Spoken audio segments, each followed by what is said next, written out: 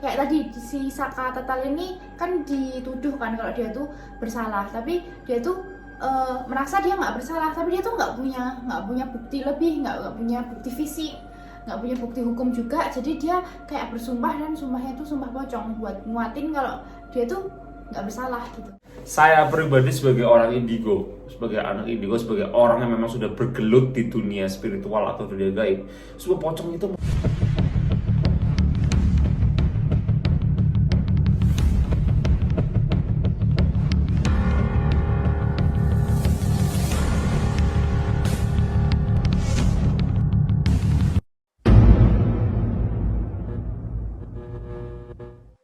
Oke, halo Sobat Horor, kembali lagi bersama saya Steven Evander di sesi Lesehan Horor. Di mana sesi ini seperti biasa kita akan membahas seputar hal-hal peristiwa yang belum terpecahkan, konspirasi-konspirasi yang masih jadi perbincangan netizen-netizen di luar sana, atau membahas seputar horor gaib yang pastinya di luar Nalar.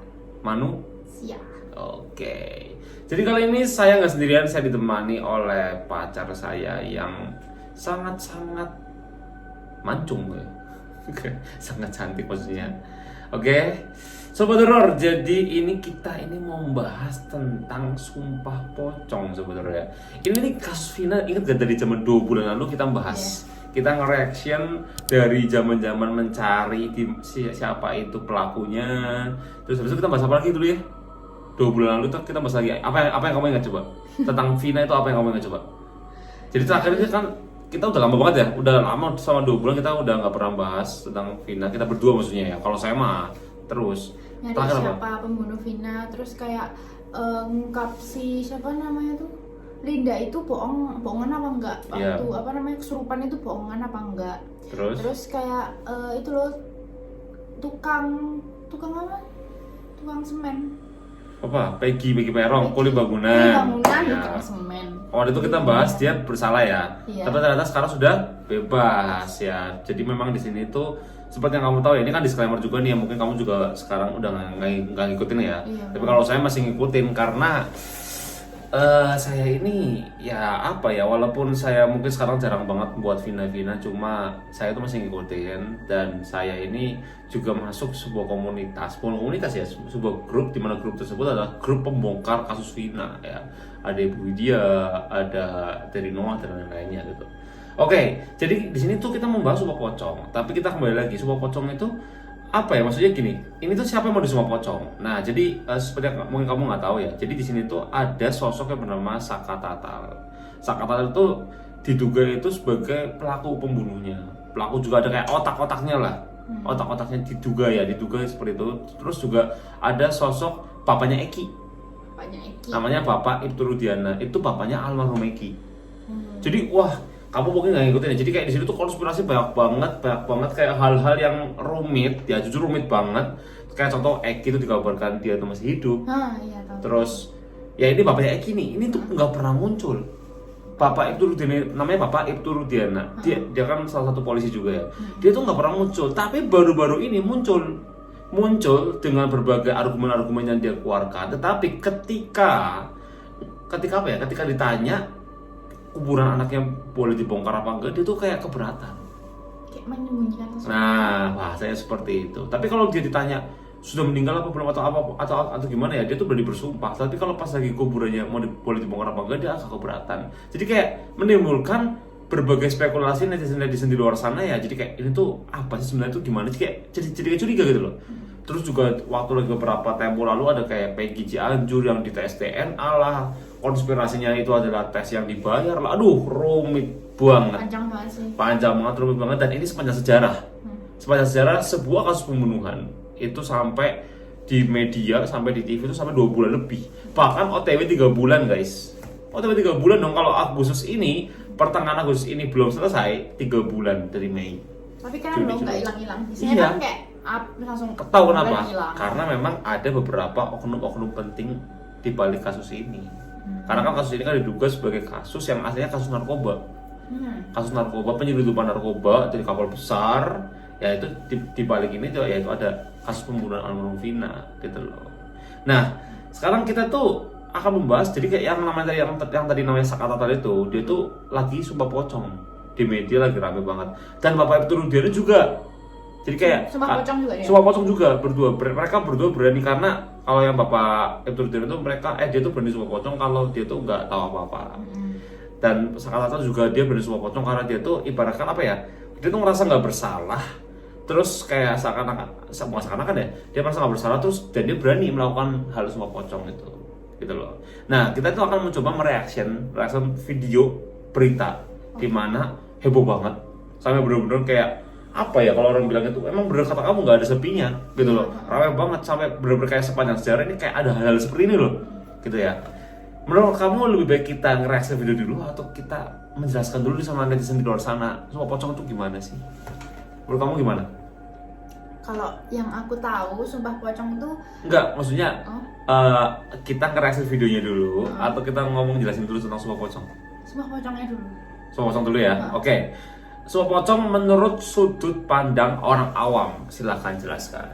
Oke, yang setahu aku ya, jadi kayak kekurangan bukti. Kayak tadi si Sakatatal ini kan dituduh kan kalau dia tuh bersalah, tapi dia tuh merasa dia nggak bersalah, tapi dia tuh nggak punya bukti lebih, nggak punya bukti fisik, nggak punya bukti hukum juga. Jadi dia kayak bersumpah, dan sumpahnya tuh sumpah pocong buat nguatin kalau dia tuh nggak bersalah gitu.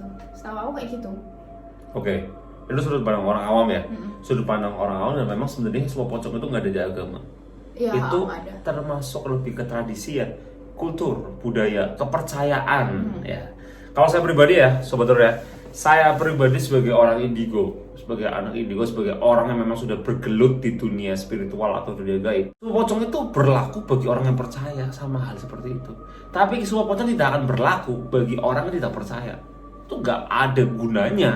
Serius, orang yang nggak percaya setan nih, nggak percaya apa tuh pocong, apa setan, dan emang dia nggak takut, basic nggak takut, dia mau sumpah pocong sampai dia sumpah pocong emang bener-bener bohong ya, itu nggak ada efeknya, gitu loh, nggak ada efeknya. Karena kan katanya sumpah pocong kalau berbohong akan didatangi pocong seumur hidup. Nah, dapat azabnya gitu ya, azabnya. Nah kita kan sumpahnya sama siapa? Pocong kan? Sumpahnya sama pocong, apa sumpahnya sama Tuhan? Kalau sumpah pocong ya sumpahnya sama pocong nggak sih? Nah coba, penasaran kan? Ya. Coba kita lihat dulu cuplikannya ya. Kita lihat bareng-bareng nih ya. Jadi di sini tuh kalau kamu lihat di sini tuh ada tulisannya kan, merasa tak bersalah Sakatatal berani sumpah pocong ya. Jadi sumpah pocong kasus ini. Kita lihat dulu ya.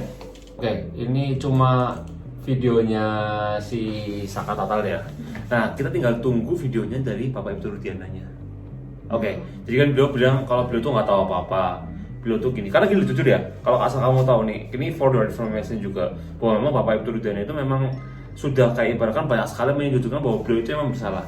Beliau itu otaknya, karena beliau juga baru muncul dari awal.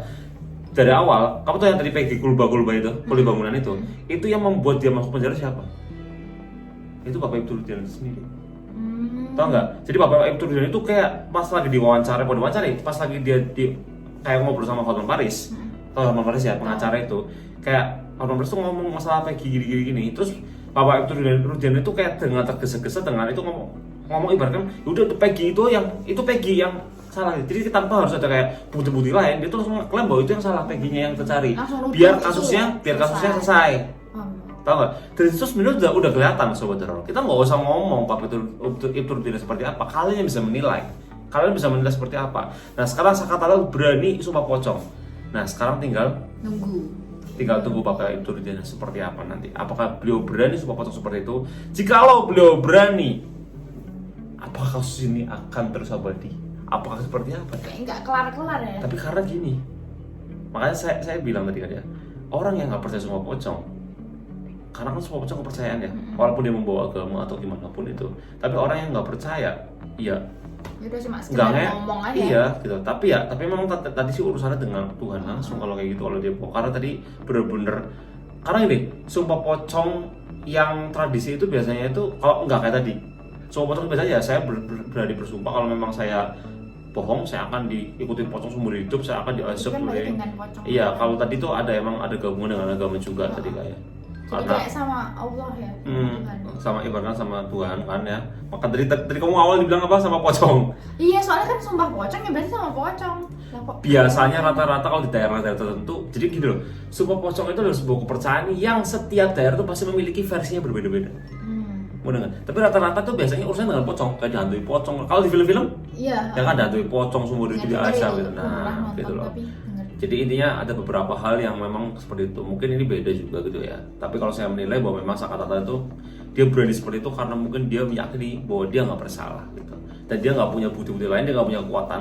Ya karena yang nggak punya kekuatan, nggak punya jabatan, nggak punya power, ya nggak bisa apa-apa.